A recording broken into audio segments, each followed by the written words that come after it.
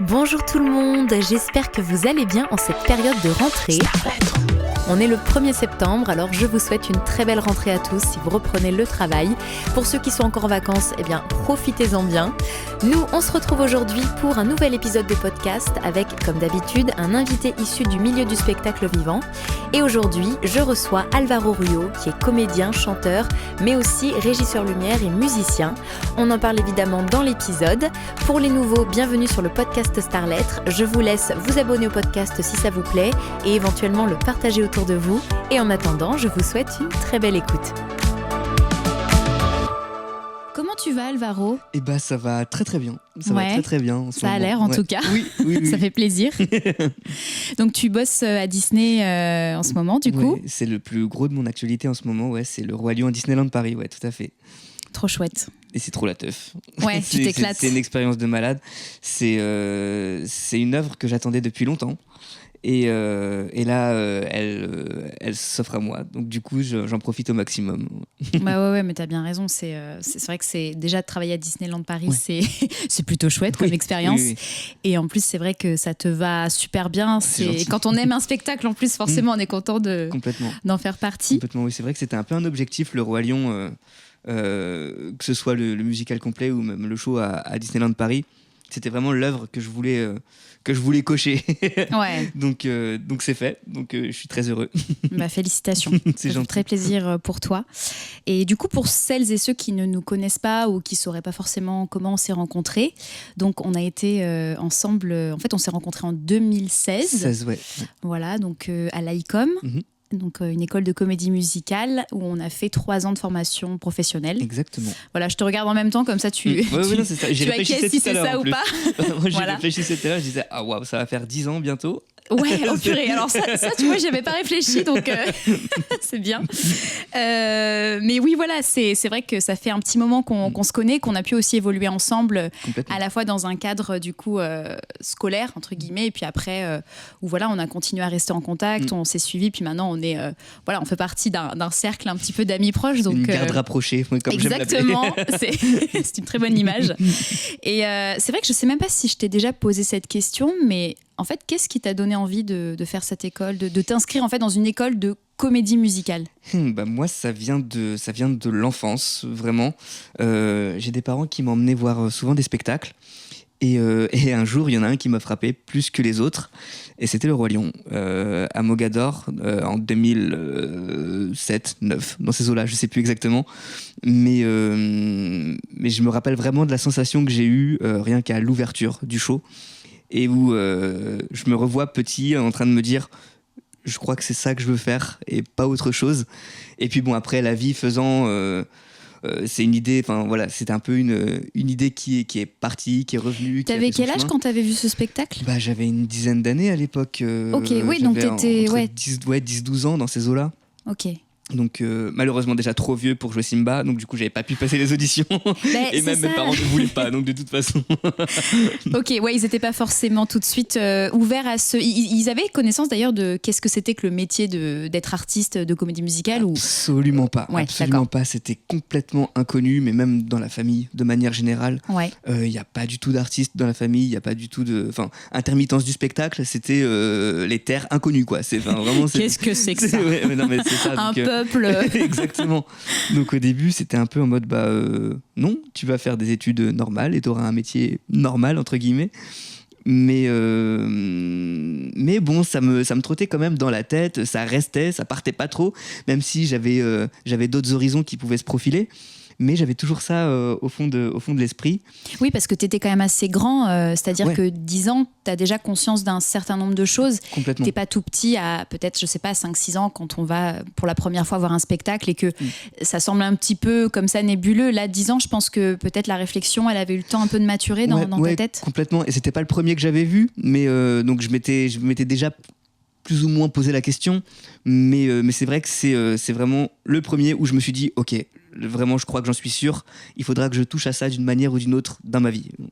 Ok, alors c'est excellent parce que du coup tu as donné la transition parfaite pour la suite, mais donc moi je sais que tu es aussi technicien, tu es artiste, comédien, chanteur, et puis tu danses aussi, tu danses d'ailleurs même très bien. J'ai en mémoire un moonwalk à la Jackson que je ne suis pas prête d'oublier.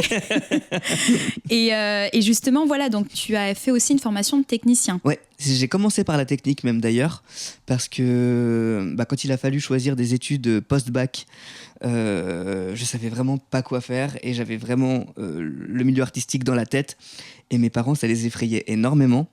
Ils avaient peur ? Et ils avaient vraiment très peur, mais au point de me dire non, tu feras pas ça. Parce que tu faisais des activités artistiques en dehors quand même ? Un petit peu, oui. Moi, je faisais beaucoup de stages de théâtre. Enfin, j'ai fait énormément de théâtre depuis le collège. Ouais, depuis le collège, j'ai fait beaucoup de théâtre. J'ai fait un peu de danse aussi. Donc, ça faisait quand même déjà plus ou moins partie de ma vie. J'ai fait beaucoup de musique. Je suis batteur. Enfin, j'ai commencé la batterie quand j'avais 7 ans. Aussi. Donc oui, j'avais un peu touché déjà à tout ça. Mais pour mes parents, c'était une passion, ça ne pouvait pas devenir un métier. Sauf que, mauvaise pioche, c'est ça que je voulais faire. Et justement, quand tu as pris conscience que c'était plus qu'une passion, il y a eu des négociations, comment ça s'est passé ? Complètement, c'est exactement le mot, parce que après le bac, donc il a fallu choisir une filière. Donc moi, ce qui se profilait pour moi, c'était plutôt une carrière scientifique, mais bon, ça me bottait pas tellement. T'étais assez doué dans les matières un peu scientifiques. Ouais, j'étais pas mauvais. J'aimais beaucoup la SVT, et le sciences et vie de la Terre. J'étais très curieux aussi, donc l'histoire, la paléontologie aussi, c'est des choses qui auraient pu m'intéresser. Mais vraiment, l'appel du milieu artistique était beaucoup plus fort que tout ça. Donc, du coup, ce qui s'est passé, c'est que mes parents m'ont dit ok, on voit bien que ça t'intéresse. Par contre, nous, on n'y connaît rien. Donc, on veut que tu sois sécure. Donc, c'est ok, on te soutiendra, mais il faut que tu aies un métier solide, entre guillemets, dans les mains avant d'entamer une formation, voire une carrière artistique. Et tu l'as pris comment ça, du coup ? T'as compris un petit peu le... Complètement, parce que c'est vrai que j'avais déjà conscience que c'était pas un métier simple et que c'était peut-être beaucoup de poudre aux yeux, beaucoup de rêveries, que c'était peut-être même tout simplement pas possible. Tu connaissais des artistes qui étaient dans ton entourage plus ou moins lointains ? Parce que tu disais que du coup, là, dans la famille, pas forcément, mais t'avais pas de référence de personnes en disant tiens, cette personne a fait ça, elle a fait une école et puis ensuite elle est devenue... Moi, la seule référence que j'avais à ce moment-là, c'était mon prof de batterie, du coup, qui était batteur, du coup aussi, qui était sur scène très régulièrement, en plus de donner des cours dans son école. Et parfois, il me racontait un peu ses week-ends quand il partait en tournée. Et c'est vrai que ça me faisait rêver, sans me dire que je ferais ça un jour, mais vraiment, c'était le genre de vie qui me... j'étais très curieux de ça, quoi. Et c'est vraiment le seul exemple que j'ai. Je suis en train de chercher là, mais je crois que c'est vraiment la seule personne qui m'a mis un peu dans cette direction et qui a nourri un peu ce truc-là. C'est fou comme juste une personne, en fait, finalement, ça suffit. Il faut tomber sur la bonne personne, je pense, qui en parle bien, qui arrive à éveiller quelque chose. Je pense qu'il l'a fait un peu inconsciemment, sans le savoir. Juste, lui, il parlait de la vie qu'il menait, et puis moi, je le regardais avec des grands yeux, comme ça. Je pense qu'il n'avait pas conscience que ça pouvait éveiller quelque chose aussi en moi. Ouais, c'est clair. Et puis même toi, c'est vrai que si je fais le parallèle par rapport à moi, mais il y a ce truc où en fait, les gens des fois pensent que j'ai toujours voulu faire ça. Et en fait, il y a un peu ce truc où des fois, je me dis oui et non, parce que le fait de le conscientiser en disant vraiment je vais faire ça de ma vie, je crois que c'est venu peut-être quand j'ai commencé à vraiment le faire, mais jusqu'à, je sais pas comment toi tu l'as vécu, mais il y a ce truc où c'est difficile, je trouve, de se projeter parce que ça nous paraît tellement un peu extraordinaire. Et c'est vertigineux, de ouf, complètement. Et du coup, c'est vrai qu'au début, moi j'avais cette envie sans savoir rien du tout et sans savoir les conséquences du choix que j'étais en train de faire. Ça, il l'a découvert après. mais bon, en tout cas, la négociation, du coup, c'était ça. Il fallait que j'ai un métier solide dans les mains avant de me lancer dans une école artistique et dans une formation artistique. Mais du coup, j'ai quand même dit, ok, d'accord, j'aurai un métier, vous inquiétez pas. par contre, désolé, mais il sera quand même dans le milieu du spectacle. Et du coup, je me suis dirigé vers la régie. Ça a été des négociations aussi, parce qu'il y avait plusieurs choses qui m'intéressaient. J'ai beaucoup hésité avec l'audiovisuel aussi, parce que tout ce qui est montage, sound design, c'est des choses qui m'intéressaient déjà beaucoup. Ouais. Donc du coup, j'avais passé pas mal de concours dans différentes écoles de cinéma et de spectacle. Et puis, ça avait très bien fonctionné dans toutes. Il a fallu que j'en choisisse une. Et ça a été du coup 3IS, l'Institut international de l'image et du son, dans laquelle j'ai fait un cursus donc, de technicien et où je me suis spécialisé en lumière durant ma 3e année. Et c'est ça qui m'a mis sur la route de l'intermittence. Ok. Donc, quand tu dis donc, lumière, le titre exact, c'est Régie Lumière, ouais, c'est ça ? C'est ça, exactement. D'accord. Et du coup, dans cette formation, ça t'apprend à être après sur des spectacles où peut-être, je sais pas, j'y connais rien, mais quand je dis que j'y connais rien, c'est-à-dire que forcément, moi, le point de vue technique, c'est quelque chose que je connais beaucoup moins. Et du coup, est-ce que il y a des spécificités différentes si, par exemple, tu travailles sur un plateau de télé par rapport à un spectacle? Est-ce que c'est une formation où du coup tu pouvais potentiellement après prétendre à faire différents postes? Ouais, complètement, parce qu'il faut savoir, de la lumière, à la base de la base, si on prend vraiment les fondamentaux, c'est ni plus ni moins que de l'électricité. Donc en fait, il a fallu juste avoir des notions d'électricité et des notions de comment fonctionne la chaîne électrique de la console jusqu'au projecteur qui va s'allumer. Et à partir du moment où on connaît tout ça, où on sait manipuler une certaine gamme de matériel, on peut prétendre à pouvoir travailler pour du spectacle, pour des tournages, pour de la télévision. Après, le champ est assez large en fonction de là où on choisit d'aller et là où on choisit de se spécialiser. Mais en tout cas, le métier, à la base, il reste le même pour tout le monde. Ok. Et du coup, ça t'a plu tout de suite?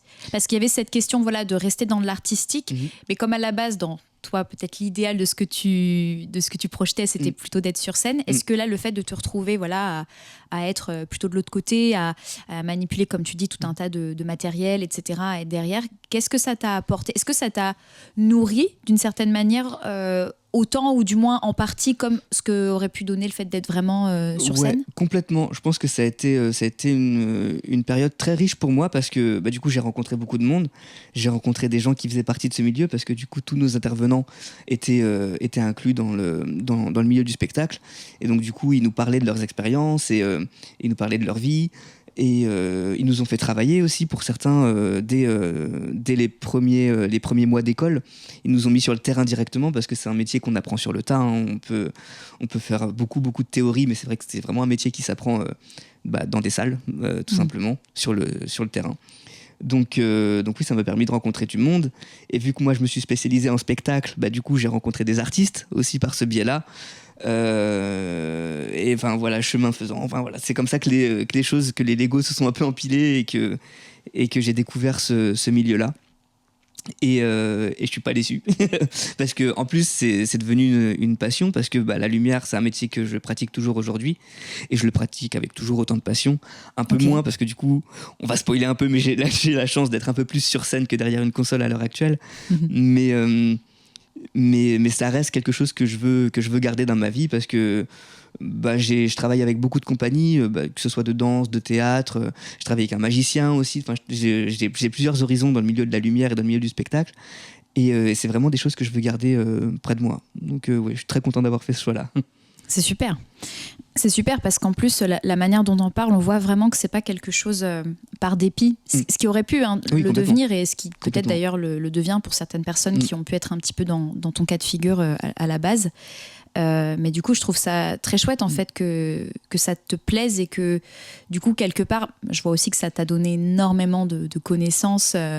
Je pense que quand on sait comment ça fonctionne, tout ça, même ne serait-ce qu'en tant qu'artiste, ça va aider sur pas mal de choses. Ça débloque même parfois des situations parce que c'est vrai que c'est un métier on travaille tous ensemble, mais c'est des métiers qui sont tellement différents les uns des autres que des fois il y a beaucoup d'incompréhension parce que quand on monte un spectacle, des fois il y a beaucoup de temps de latence. Quand on est nous artistes au plateau, on sait pas trop ce qui se passe et on est dans l'attente de on sait pas trop quoi.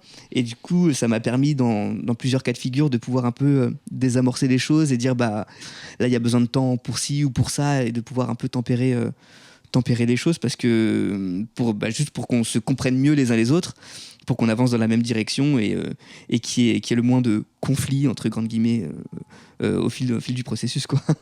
Oui, et puis c'est vrai que c'est, comme tu dis, hyper important d'arriver à comprendre ce que chacun fait.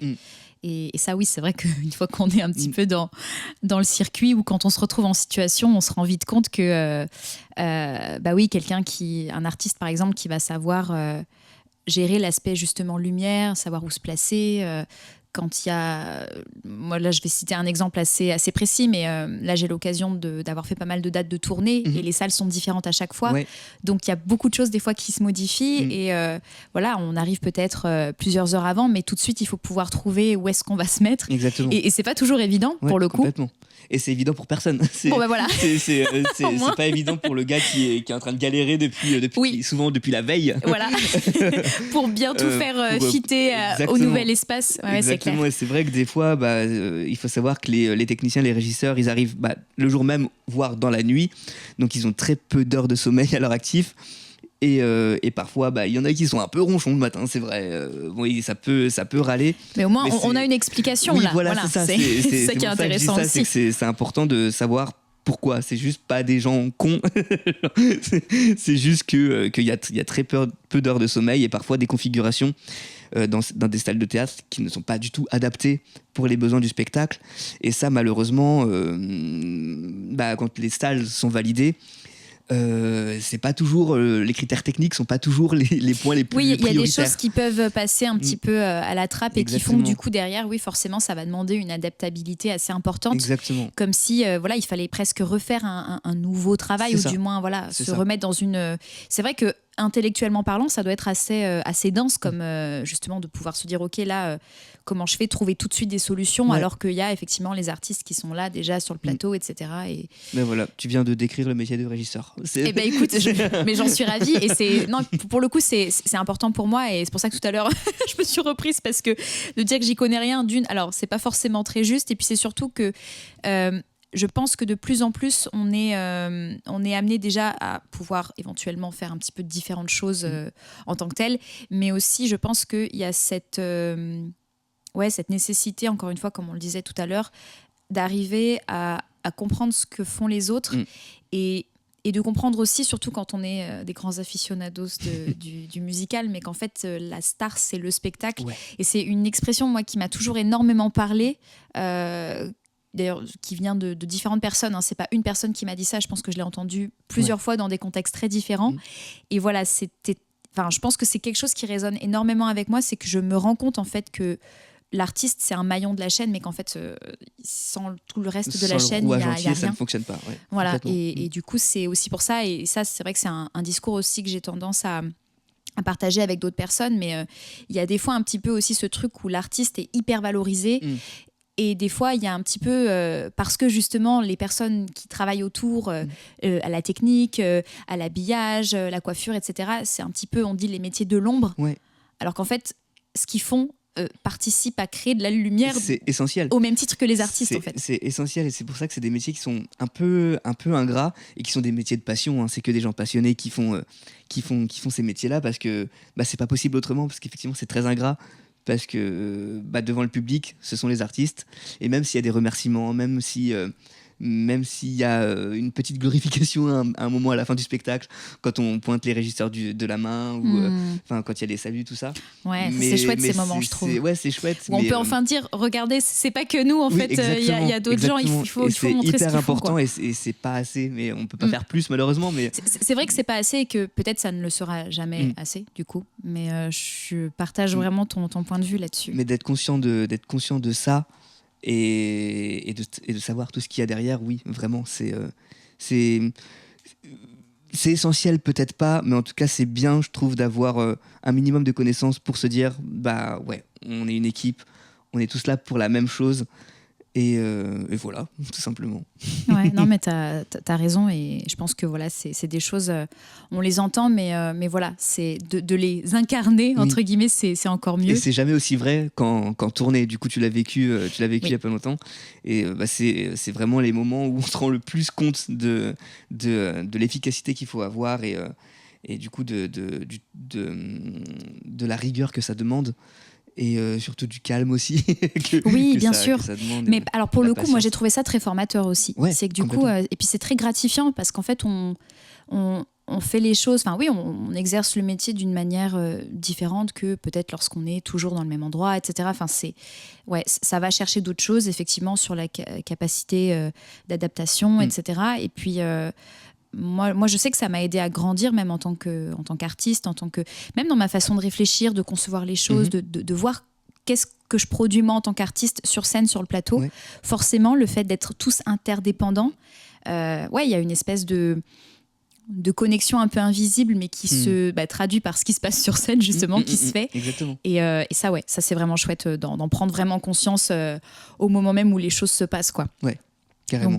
Donc c'est chouette. Et puis, encore une fois, la façon dont t'en parles, c'est... Enfin voilà, ça me parle beaucoup. Donc voilà, trop chouette. J'avais une question à te poser, justement, sur les différents métiers que tu exerces, du coup. Qu'est-ce qui te plaît le plus ? Alors, c'est peut-être la question la plus difficile que je pourrais te poser. Du coup, tu as le droit à plusieurs réponses. Okay. Mais voilà, est-ce qu'il y a une ou plusieurs choses comme ça où tu te dis, en fait, c'est pour ça que je fais ce ou ces métiers-là, et tu as le droit, bien sûr, de séparer un petit peu l'aspect artistique et l'aspect technique, même si, encore une fois, tout va ensemble, on vient de le dire. Mais ce qui me vient de prime abord, c'est vraiment la richesse des rencontres qu'on peut faire tout au long de la vie qu'on a choisie, parce que ça brasse tellement de gens et on n'a pas forcément le temps d'échanger avec tous, et c'est normal parce que on a un métier. mais je trouve que c'est quand même hyper important d'avoir quelques échanges humains aussi, parce qu'il y a plein de gens hyper intéressants. C'est neuneux ce que je dis, mais non, pas du tout.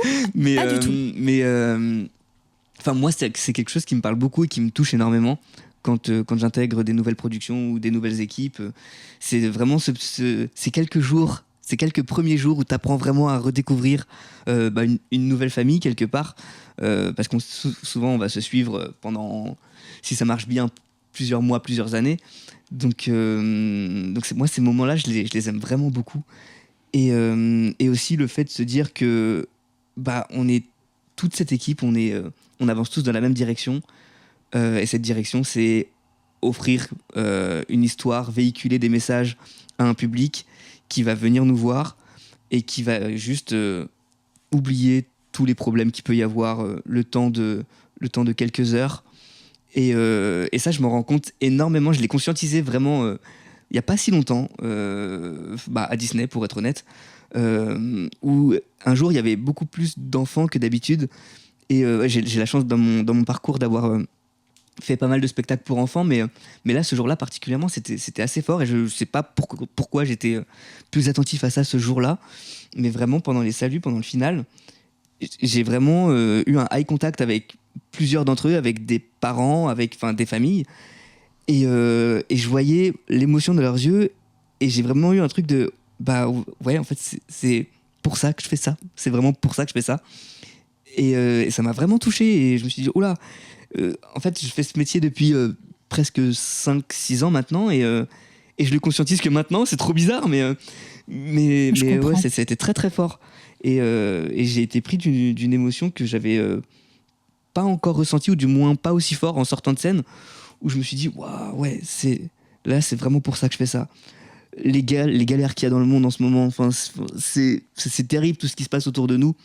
Et si on peut, ne serait-ce que quelques instants, faire oublier tout ça à des familles et à des gens, juste pour qu'ils puissent souffler 2 secondes, moi, c'est mon plus grand bonheur, ça.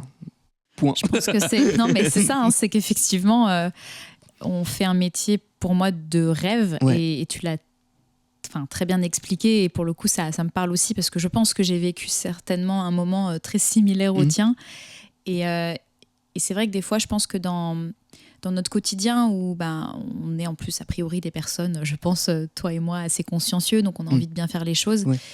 Et moi, je sais qu'à de nombreuses reprises, j'ai un peu pu me perdre là-dedans, sur le fait de bien faire les choses, en oubliant qu'en fait, bien faire les choses, ça peut vouloir un peu tout dire et rien dire, mais c'est surtout qu'à la base, si on fait ça, c'est effectivement...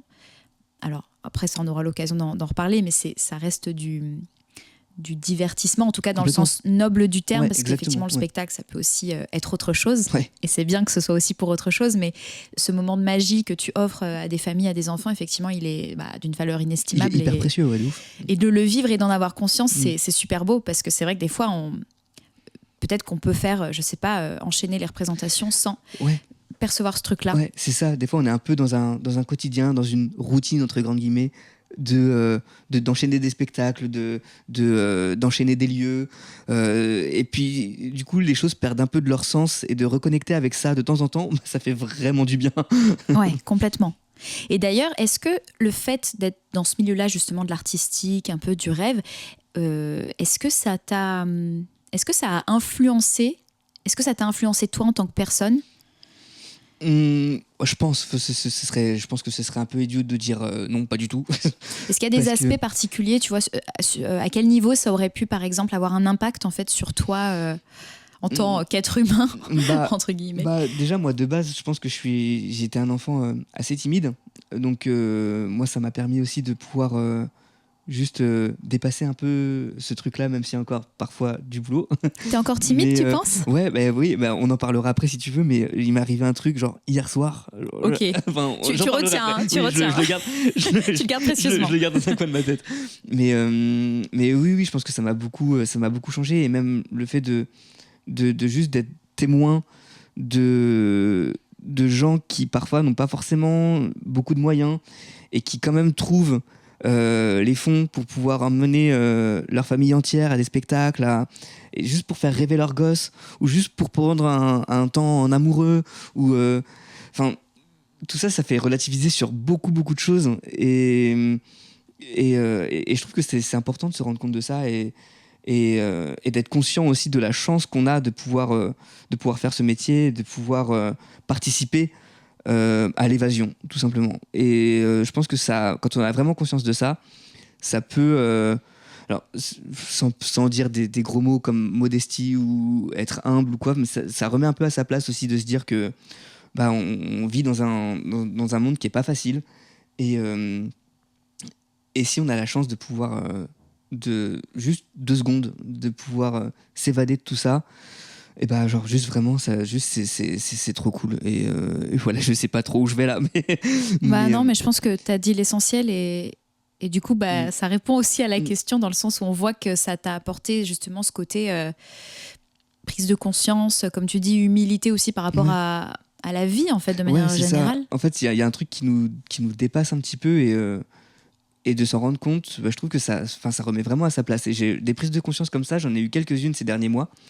Et peut-être parce que je franchis un step aussi dans le parcours artistique que j'ai eu la chance de toucher à plein de choses, et du coup c'est peut-être le moment où je me dis tout ça tu le fais pour telle ou telle raison, et certes c'est pas le métier de strass et de paillettes que t'imaginais quand t'étais petit, mais à l'arrivée c'est peut-être encore plus riche que ça, et de ça je suis hyper content.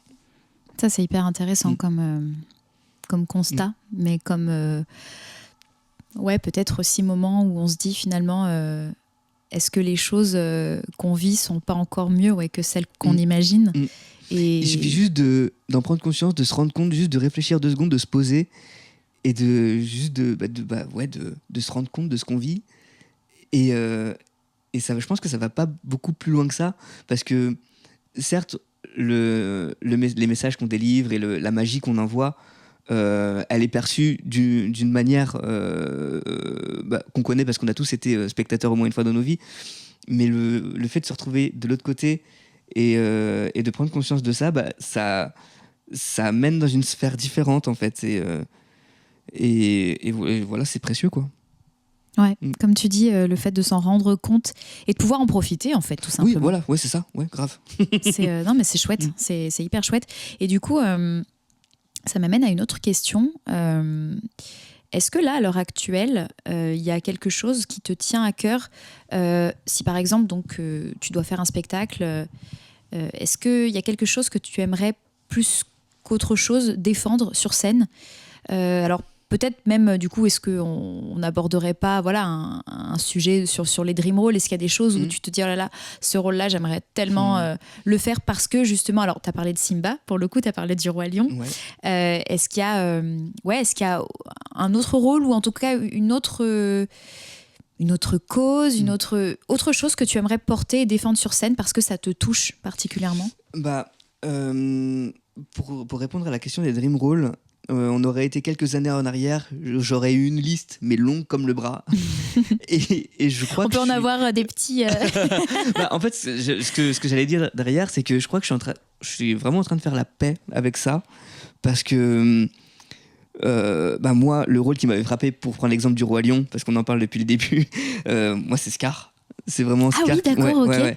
Moi c'est vraiment Scar qui m'avait mis au sol, et genre vraiment rigolo, je rêvais de pouvoir interpréter ce rôle-là. Mais après il y a la réalité de la vie et de ce qu'on appelle l'emploi physique et vocal qu'on a et qu'on ne peut pas changer. et c'est pour ça que je dis qu'il faut peut-être apprendre à faire la paix avec toutes ces questions de dream role et d'ambition. Alors c'est bien d'être ambitieux, mais je pense qu'il ne faut pas se mettre de contraintes de ce type-là, parce que des fois il y a juste factuellement des choses qui n'arriveront jamais, et c'est ok, c'est pas grave du tout. C'est pas pour autant qu'on fera pas des très jolies rencontres sur d'autres rôles, sur d'autres spectacles. Et moi j'essaie vraiment de m'aligner avec ça en ce moment, juste de faire la paix avec des rôles que je n'aurai peut-être jamais, parce que je n'ai tout simplement pas l'emploi, même si les choses sont en train de changer. Oui, moi c'est un peu ce que j'allais dire, parce qu'effectivement je suis hyper d'accord avec toi sur le fait que des fois un peu comme ce que t'expliquais avec ta vision d'enfant qui voyait les choses d'une certaine manière, peut-être on va idéaliser certains rôles ou même certaines œuvres en se disant, oh là là, ça c'est le Graal, si j'ai ça c'est génial, j'ai réussi ma vie, ou j'en sais rien. Et qu'en fait des fois on se dit, mais en fait il y a peut-être d'autres choses qui peuvent tout autant me passionner, que je vais adorer jouer, des choses que je vais découvrir aussi plus tard en me disant, ok, ça c'est hyper intéressant à défendre, ça me parle, ça me touche, etc. Et en même temps, comme tu dis, moi je te verrais bien faire Scar. Mais vraiment, hein. Alors en plus, pour la petite anecdote, tu m'en voudras pas si j'en parle, mais c'était donc pendant notre 2e année. Ouais. Donc on a eu la chance de jouer Le Prince et le Pauvre. Oui. De Ludovic Alexandre Vidal et Julien Salvia. Okay, voilà, on leur fait un coucou si jamais ils passent par ici. Mais non, c'était important en fait d'en parler, parce que pour le coup c'était un rôle, donc tu jouais l'antagoniste, clairement, Lord Hertford. Exactement. Et voilà, qui était pas très très sympathique, et qui en plus avait une vocalité qui était un petit peu différente à l'origine de ta vocalité à toi. Oui. Et pour autant, tu l'as fait, et ça a été une belle révélation, que ce soit pour toi comme pour nous qui étions du coup sur le spectacle, et aussi presque en tant que spectateur de ce que toi tu pouvais avoir proposé avec ce personnage-là. Complètement. Et c'est en ça où c'est vrai que, alors c'est peut-être mon côté un peu idéaliste, mais justement c'est pour ça que c'est bien qu'on en parle. Moi j'ai tendance à penser que tout peut être possible, et que des fois il y a des choses qui arrivent et jamais on aurait soupçonné que... Oui, mais c'est pour ça aussi que je dis que les choses sont en train de changer aussi. Les metteurs en scène et les gens qui choisissent les castes sont de plus en plus ouverts à prendre des gens qui sont un peu plus hors du cadre de ce que le rôle demande, un peu plus outsiders.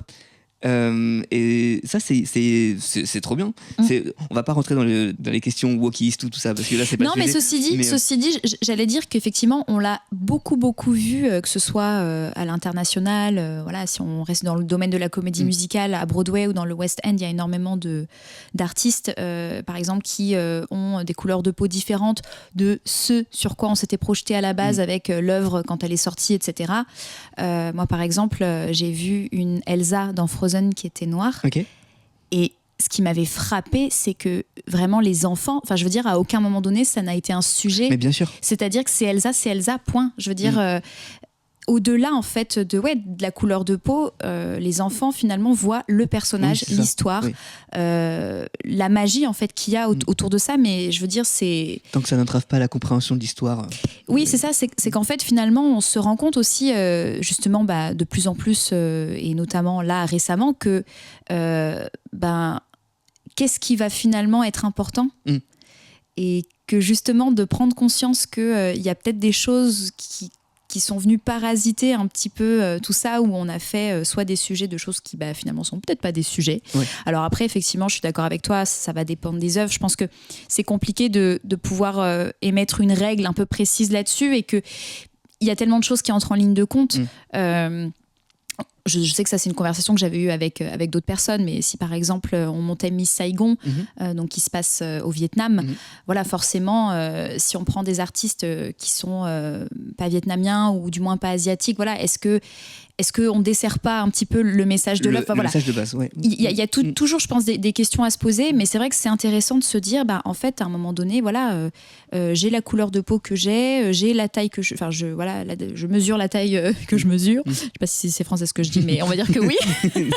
Voilà, ou même au niveau de la corpulence, ou voilà, il y a beaucoup de choses comme ça qui finalement sont peut-être pas aussi importantes que ce qu'on pourrait penser sur après comment le spectateur reçoit le personnage, reçoit l'œuvre, reçoit l'émotion en fait de tout ça, quoi, du spectacle en lui-même. Et heureusement que les esprits s'ouvrent et que les regards changent aussi à ce niveau-là, parce que ça fait du bien. Franchement, ça fait du bien. Vraiment du bien. Et puis du coup, ça offre l'opportunité à plein de gens qui rêvaient de grandes choses qui paraissaient pour le coup inaccessibles et qui le deviennent beaucoup moins. Et ça c'est hyper bien. Et c'est vrai que j'en fais un peu partie, parce que j'ai un physique assez particulier. Moi, je suis pas très grand, je fais 1m60. J'ai une couleur de peau, je suis pas tout à fait blanc, je suis pas tout à fait noir, je suis entre les deux. Donc c'est vrai que ça peut fermer des portes, ça en ouvre d'autres, certes. Mais c'est vrai que le fait que les regards changent aujourd'hui, on se sent plus, en tant qu'artiste, plus considéré, et il y a un peu ce truc de ok, j'ai le physique que j'ai, mais peut-être que ça m'empêchera pas de jouer tel ou tel rôle, mais je décide quand même pour mon bien intérieur de me dire voilà, ce rôle-là ou ce rôle-là, le physique est comme ça, la voix est comme ça et pas autrement. Et du coup ça n'est pas pour moi, et c'est ok. Et si ça s'offre à moi un jour, trop bien, tant mieux, mais si ça s'offre jamais, au moins j'aurais pas été déçu, quoi. Ouais, je comprends ce que tu veux dire. Oui, parce que pour le coup là, ce dont tu parles, ça touche aussi à l'acceptation de qui on est, ne serait-ce que au niveau de sa voix, au niveau de son physique. Ça va même chercher en profondeur, en fait. Et je trouve que c'est le plus important, être aligné avec ce qu'on est, ce qu'on dégage, être conscient du profil qu'on a. C'est hyper important, parce que ça permet de se manger un peu moins de murs, en fait. De manière psychologique, tu veux dire? Ouais, complètement. Parce que des fois, quand on commence, on n'a pas forcément conscience de ce qu'on dégage et de ce qu'on renvoie. Et du coup, on va postuler à gauche, à droite, sans trop vraiment cibler. Et en fait, on va se prendre refus sur refus et on va pas comprendre pourquoi.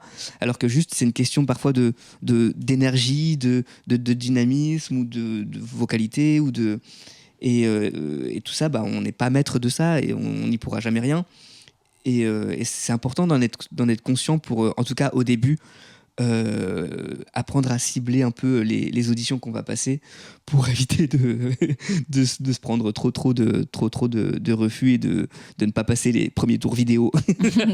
Ouais, mais c'est très vrai, ce que tu dis. Je pense surtout quand on sort d'école, forcément on débute, et il y a ce truc. Et on a la dalle, surtout.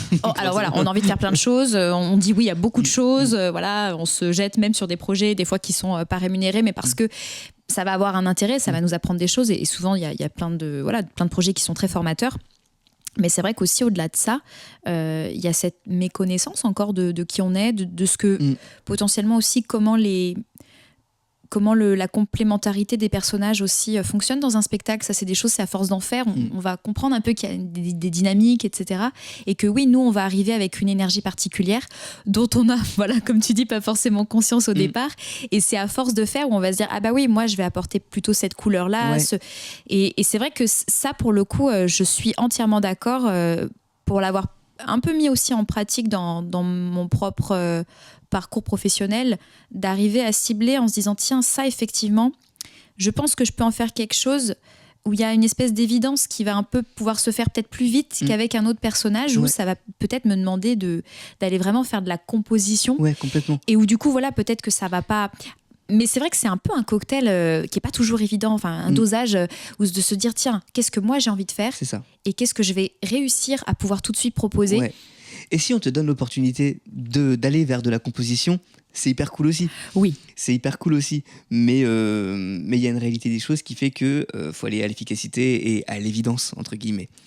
Oui, ça va aider sur plein de choses. Et puis, je pense que quand on va aussi à ce qui est facile et naturel, peut-être chez quelqu'un, tout ce qu'on peut après en tirer, ça va être énorme aussi. On va se dire, OK, là, en fait, il y a déjà plein de choses qui se passent en casting. Alors, qu'est-ce que ça va être en répétition ? Enfin, le gars ou la nana va être fabuleux, quoi. Donc, c'est vrai que moi, je comprends aussi cette... ce truc d'aller aussi des fois à des évidences, même si comme tu dis les surprises elles peuvent toujours exister, et c'est bien aussi. Moi j'aime bien, j'avoue, quand les choses sont pas forcément écrites et qu'on vient un peu casser les codes, quoi. Complètement. Ça fait plaisir. Complètement, c'est hyper intéressant et c'est vrai que ça fait du bien, t'as raison.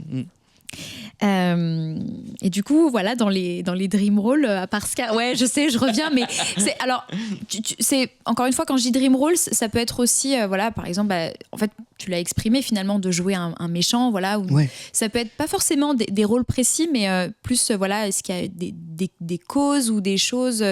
Si par exemple là, on te disait, ok, tu peux choisir n'importe quel personnage ou n'importe quel, quel rôle, qu'est-ce que tu aimerais défendre, quels seraient les enjeux de ton personnage? Waouh. Ouais, c'est compliqué tes questions là. Je suis méchante un peu, mais j'ai confiance en toi. Attends, je vais prendre deux petites minutes de réflexion du coup. Bah oui, bien sûr, bien sûr. Mais, finalement, c'est vrai que c'est une question large, mais je pense que quand on va à l'opposé de ce qu'on est dans la vie, ça fait vraiment du bien. Parce que moi, je suis quelqu'un d'assez jovial. Enfin, je vois toujours... on pourra couper tous les E. Hein, mais ou pas, on les laisse. Ça donne de l'authenticité, Alvaro. Non, mais c'est vrai que je suis heureux de faire le métier que je fais. Et du coup, je suis toujours très jovial et très... Mais de faire un rôle qui va être beaucoup plus cassé, beaucoup plus abîmé, juste vraiment se salir, se crader, c'est quelque chose qui me plaît énormément aussi. Et je pense que, du coup, parce que c'est pas du tout moi dans la vie, il y a aucun moment où on a toujours, on est fait de tout. Hein, donc, il y a toujours des moments où on est un peu plus extrême que d'autres. Mais ouais, un rôle très, très, très abîmé, genre un Richard III, où tu as un truc comme ça, un peu même cassé physiquement, tu vois, avec une déchirure ou un handicap visuel ou enfin voilà, quelque chose de très abîmé. Ça pourrait me parler, abîmé par la vie et du coup névrosé. Enfin je sors que des trucs un peu clichés, mais parce que j'ai pas vraiment il y a pas de rôle qui me vienne à l'esprit, mais jouer un truc à l'opposé de moi, c'est quelque chose qui me plairait de composer, ou d'aller chercher et d'aller titiller des choses qui sont pas forcément accessibles pour moi dans la vie. Je pense à Heath Ledger qui a joué le Joker et du coup qui est allé un peu trop loin lui dans le process et qui malheureusement voilà.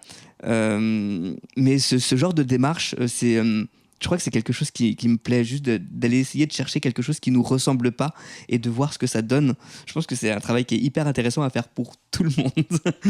Ouais, je suis assez d'accord avec toi. Et alors c'est marrant, ça me fait penser à Jekyll and Hyde un peu, carrément, de ouf. ce que tu dis, d'aller chercher un peu son jumeau maléfique quelque part. Exactement, parce qu'on en a tout ça. Hein. Ah bah oui, de toute façon, oui, l'ombre et la lumière, voilà, ça cohabite en chacun de nous. Jekyll and Hyde, voilà, très bien. Voilà, j'ai trouvé. Ouais, non, franchement, ouais. Ce serait chouette. Ce serait chouette. Mais ouais, c'est du coup intéressant aussi de voir que finalement, c'est peut-être ça que tu as envie de défendre, justement, des choses que tu n'auras pas forcément l'occasion d'incarner dans ta vie au quotidien, parce que t'as peut-être pas envie d'être un type destroy, ce que je peux comprendre.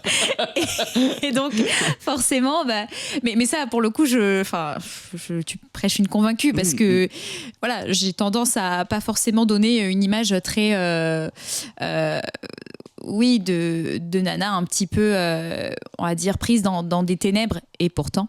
Mais voilà, je pense que je me reconnais beaucoup là-dedans, dans le sens où d'aller un peu explorer justement cette part d'ombre qui dort un peu des fois à l'intérieur et qu'on a envie de réveiller parce qu'on sait que ça va nous toucher et qu'on a des choses à dire aussi par rapport à ça.